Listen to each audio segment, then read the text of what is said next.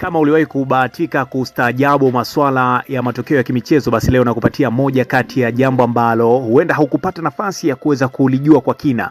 Bwana, Senegal imepokwa ushindi wa AFCON na kupewa Morocco. Undani wa hili swala uko hivi, langu jina naitwa MC Mwaka. Shirikisho la soka barani Afrika CAF limeamua kubadilisha matokeo ya fainali.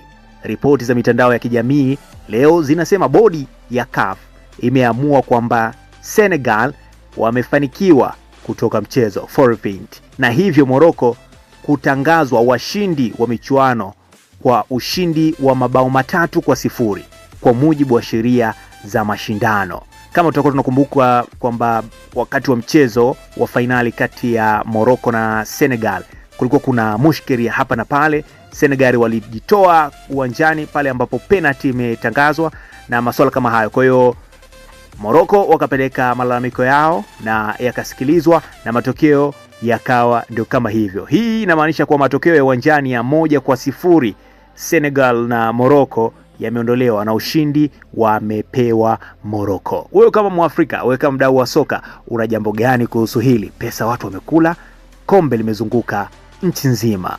Nini ulichonacho kwenye kichwa chako? Niandikie komenti yako. Langu jina naitwa MC Mwaka na hii ni Mwaka TV. Asante.